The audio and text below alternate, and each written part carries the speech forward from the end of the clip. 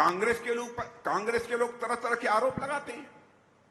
आप ही लोगों की सरकार थी, श्रीमती इंदिरा गांधी भारत की प्रधानमंत्री थी। अपनी कुर्सी बचाने के लिए किस तरीके से भारत के ऊपर इमरजेंसी उन्होंने थोपी थी। मुझे इसी हुकूमत ने 2.5 महीने तक तन्हाई भी दी है, सॉलिटरी सेल में मैं रहा हूं। मां का की मृत्यु भी हो गई, तब भी उसका संस्कार करने के लिए भी उन्होंने पेरोल मुझे नहीं दिया था। कांग्रेस के लोग तरह तरह के आरोप लगाते हैं। 10 वर्षों तक हम लोगों ने सरकार चलाई है।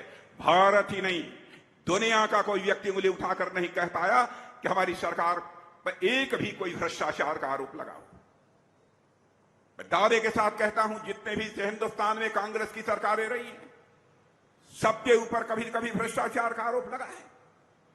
यहां तक कि कांग्रेस के मंत्रियों को जेल की हवा खानी पड़ी है बहनों भाइयों, लेकिन यही कांग्रेस के लोग संसद में बैठे रहते हैं। एक भी आरोप हमारी सरकार के ऊपर चस्पा नहीं कर पाए। यह है हमारी भारतीय जनता पार्टी का चरित्र। और कांग्रेस हमारी सरकार के ऊपर, मोदी जी की सरकार के ऊपर आरोप लगाती है।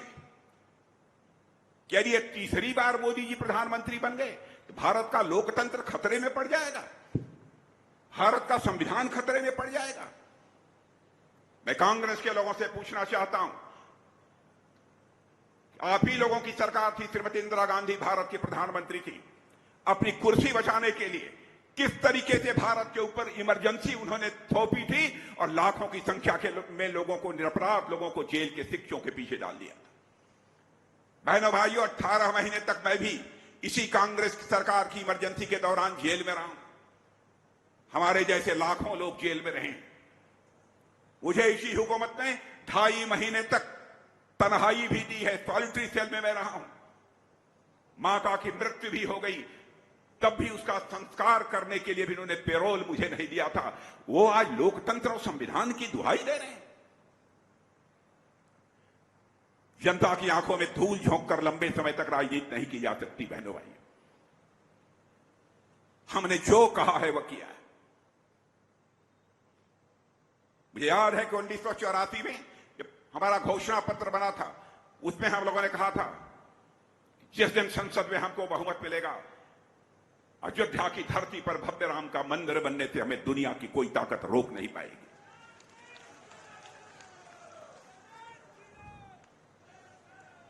आपने संसद में बहुमत दिया, ईश्वर की कृपा थी, भगवान राम की कृपा थी कि अयोध्या की धरती पर उसी भगवान राम का भव्य मंदिर बन गया। और आज मैं मध्य प्रदेश की जनता को इस विशाल सभा के माध्यम से संदेश देकर जाना चाहता हूं। भगवान राम अपनी झोपड़ी से, अपनी कुटिया से निकलकर राजमहल में प्रवेश कर चुके हैं। भारत में राम राज्य का आगाज होकर रहेगा। बहनों भाइयों,